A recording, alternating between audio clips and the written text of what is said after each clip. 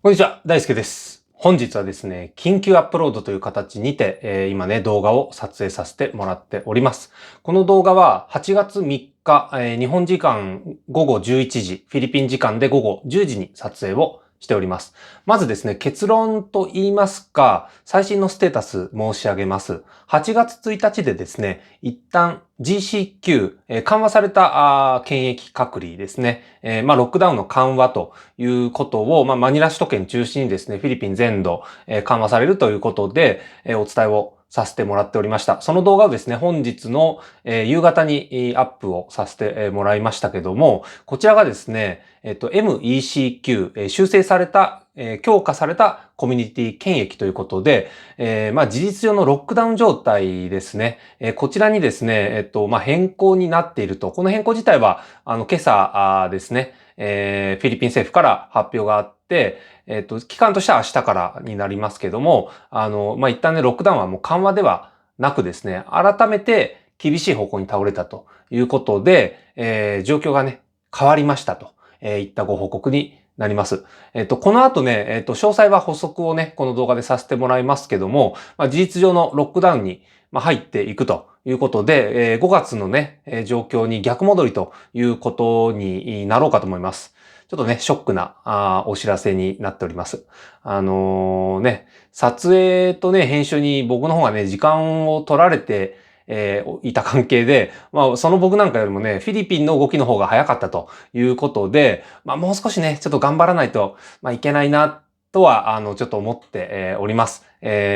本日夕方にアップした動画に関しては、一旦非公開という形に今ね、させてもらっております。そしてね、この時間がずれたとはいえね、この先ほどの動画を見てくださった方の中では、にはですね、誤った理解を与えてしまった、古い情報で、ご理解をされてしまった方がね、もしかしたらいらっしゃるかもしれませんので、この場を借りてね、訂正をさせていただきたいと思います。申し訳ありませんでした。僕にはね、マニラに友人がおりますし、何よりね、段階的な、緩和もね、僕としては、応援をしていたんですよね。フィリピンを応援したいという気持ちを持っている人間の一人でもありますので、こういう、訂正をしないといけないっていうのは、とても残念な気持ちではあるんですね。で、また、いくつかね、こういうコメントもいただくんですけど、遠くね、離れた、東京から撮影をしているというところで、現地にね、いて、現地の様子をお伝えできてるわけではないので、遠く離れたね、東京から撮影をしているというのが、本当はね、ちょっと心苦しいといったところなんですが、今、最新の状況ということで、移り変わってね、新しく発表された情報というのを、この動画では皆さんに改めてご報告をさせてもらいたいと思います。MECQ ですね。事実上のロックダウンということですけど、この対象となる地域発表されておりますので、読み上げます。マニラ首都圏、ブラカン州、カビデス州、ラグナ州、リサール州ですね。こちらになります。で、あとね、対象期間は8月4日になりますね。明日ですよね。明日から、8月4日から8月18日までの2週間という期間が対象ということなんです。で、この MECQ になりますと、何が違うかというところもね、補足をしてまいります。原則自宅待機、ステイアットホーム。こちらね、徹底になります。一応ね、一部外での運動、散歩とかね、ジョギングとか、そういうものはね、マスク着用と一定のね、ソーシャルディスタンス保つ、安全規則を守るということを前提に、一応可能という形で記されてはおりますけど、それ以外でのね、不要不急の外出というのは、禁止されるというね、結構厳しめのロックダウン状態に入るということになろうかと思います。公共交通機関ですね、こちら運休ということに、記載上はですね、なっておりますので、おそらくこれ、鉄道とかね、バス、ジプニー、タクシー、トライシクルね、こちら使えないという理解になるんじゃないかと思っております。あと国内便、飛行機に関しても、原則禁止になろうかと思いますので、ほぼね、国内移動は、できないという状況に、このね、マニラ首都圏中心として、なるということだと理解しています。あとね、そのアルコール飲料の販売とかね、購入、こちらね、再び禁止されるということなんですよね。だからね、現地にいる方、結構辛いですよね。はい、そんな感じです。あとはね、21歳未満の方、あと、60歳以上の方に関しては、その必須な、その食料を購入するであったり、病院に行くであったり、そういった、必要な行動以外ではですね、家にいる必要があるということで、ここがね、結構厳しめなロックダウン状態に入るというふうに理解をしています。で、こういったですね、改めて MECQ に逆戻りしたきっかけが、なぜこういったことが起きたのかというところを、私なりにね、理解をさせてもらった点ありますので、補足をさせてもらいます。こちらはですね、医療現場からの訴えが、大きかったというね、こちらがきっかけでロックダウンに逆戻りをしたということで、理解をしています。増加をですね、増加の意図をたどるコロナ患者ということで、一番ね、負担が増える方々といったらね、それは間違いなく医療従事者ですよね。でね、この DOH、フィリピン保健省のね、発表している数字も、この後にちょっと補足をさせてもらうんですが、なかなかね、きちんとした管理配下に置ききれていないようなね、ちょっと数字の伸び方っていうのが、一気に伸びたりするので、ちょっとね、この後説明しますけども、回復者の数だとかですね、そういったところの、管理がなかなかね、うまくいってなかったところあるんじゃないかなというふうに見させてもらってます。医療現場ね、混沌とした状況続いてるんじゃないかと、思います。でね、これ、報道で確認できる限りですと、いくつかのね、医学会のメンバーがオンラインで集まって、メトロマニラをね、ECQ に戻してくれということを、政府へのね、要請を出されていたようなんですね。先週の土曜日になりますけども、これはね、先週の土曜日というのは、ちょうどドゥテルテ大統領が GCQ 継続、マニラに関しては GCQ 継続、で、全土はロックダウンをね、緩和していく方向、だということを発表してね、それが、施行され始めたタイミングでありますけども、そのタイミングでね、医学会のメンバーがアラートを上げたという格好になっていたわけなんですね。で、フィリピン医学大学のね、副学長さんですね、この方は、エンカルニタ・リンピンさんのコメントを一部抜粋しますけども、こんなことをね、メンバーの方々おっしゃっておりました。肉体的にも精神的にも疲れ果てています。私たちのほとんどはすでに COVID-19 に感染していますということで、だいぶね、厳しい状況が医療現場では起きているということなんですよね。おそらくね、もう休みもない状況で患者さんがね、どんどん増える一方ということで、かなり大変な思いをされているんじゃないかと思います。日本でも医療の視点と経済の視点のね、バランスをとっていくことの必要性に関して、しばしば議論されますけど、これはね、フィリピンも同じことで、医療従事者からしたら、医療崩壊は去ることながらですよ。このままですと、職場崩壊もしかねないということで、政府の訴えに、なったんじゃないかと、理解をしておりました。そこに来てのね、大統領の判断ということで、ドゥ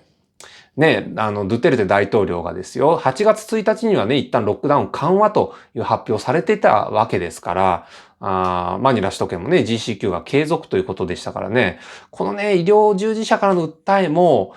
政府としては突っぱねるんじゃないかなと、僕はね、思ってはいたんですよね。なんですけど、結果的には、ドゥテルテ大統領の決断としては今回ね、こちらの医療従事者の皆さんの意見をかなり慎重に検討されたんだと思います。で、その結果としての MECQ 入りだったんだと理解しています。ということで、ちょっとね、その感染状況についても、触れていきたいと思います。で、この動画ね、ちょっと編集する時間もありませんので、口頭で述べる形になってね、ちょっと数字がたくさん出るので分かりづらいと思うんですけど、なんとかね、順序立てて、述べていきたいと思います。最新のフィリピン保健省の発表データ、本日の値を見てまいります。ですね、本日の値なんですけど、まずね、昨日、8月2日の新規感染者数が大台に乗っかってしまってまして、5032名ということでね、これ過去最多だったんだと思うんですよ。そして本日、8月3日は3226名という数字が発表されておりました。これによって総感染者数、大台の10万人突破ということで、10万6330名。というね、数字になっておりました。死亡者数見てみましょう。本日、計上された死亡者数46名の方々ということでして、トータルで見ますと、2104名という方々がCOVID-19 でお亡くなりになったのがフィリピンだということです。まあこれもね、大台の2000名を超えてきているといった状況なんですね。これは日本と比較した場合に、どうなんでしょうかというところがね、気になりますよね。日本の死亡者数っていうのが今ちょうど1000名を超えたとこですよね。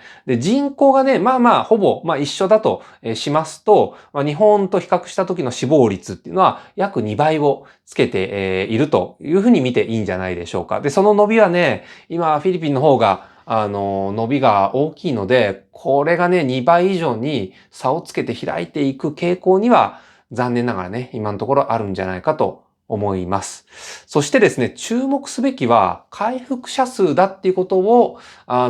実はね、これ、非公開にした本日の動画で、語らせてもらってたんですけども、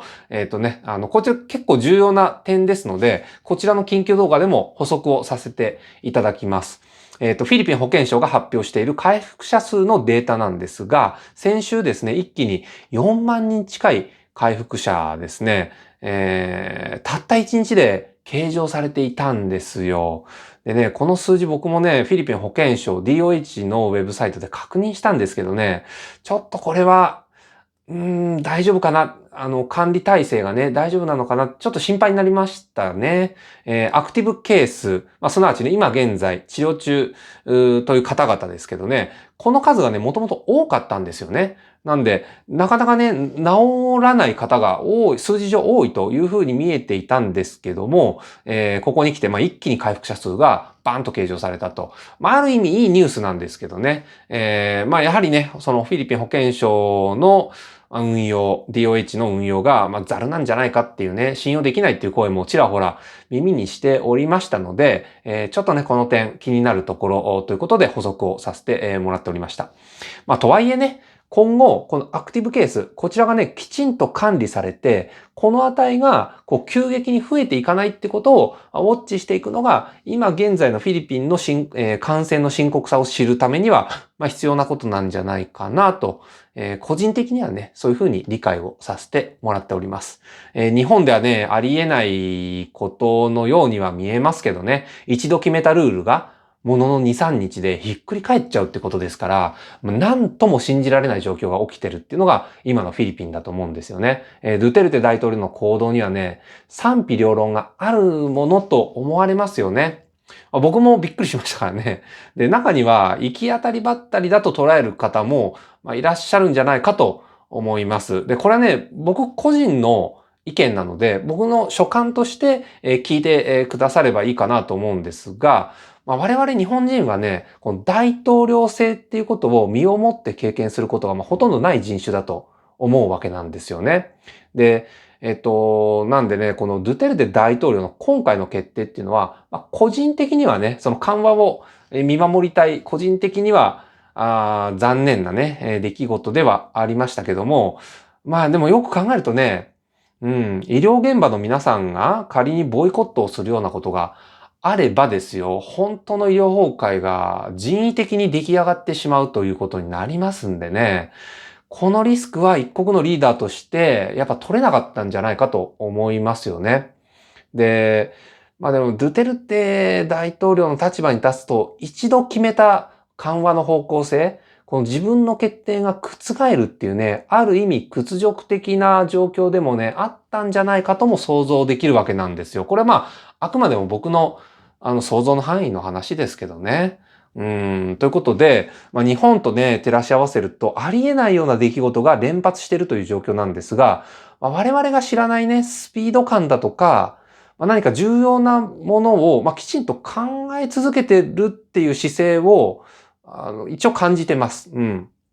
らね、一点学ぶべきものが、そこからね、あるんじゃないかなとは、思います。そういうふうに思いたいですけどね。そんな状況がね、今まさにフィリピンで繰り広げられていると、いうことを、遠く離れたね、東京から見守るっていうのが、心苦しいところですけども、こういった形で、訂正動画という形で申し訳なかったんですけど、動画にさせていただきました。ということでね、その撮影だとかね、編集とか、時間を取られてた私よりも、フィリピンの動きが早かったということで、もう少しね、頑張っていかねばなりませんね。でね、そうそう、明日の動画も、実はね、ちょっとその緩和に関する皆さんへのご報告だったのでね、一回ちょっと撮影したんですけど、この国際線がね、復活してきた。セブパシフィックがね、息を吹き返してきたという、結構ね、僕としては喜ばしいニュースだったんですが、一旦そちらもね、情報として多分古くなってしまってると思うので、明日更新できるかどうかっていうのはちょっとわかりません。その代わりにライブ配信とかしてもいいかもしれないですけどね。はい。ということで、本日の動画は、ちょっと訂正版ということでね、本当大変申し訳なかったんですけども、以上とさせていただきます。大輔でした。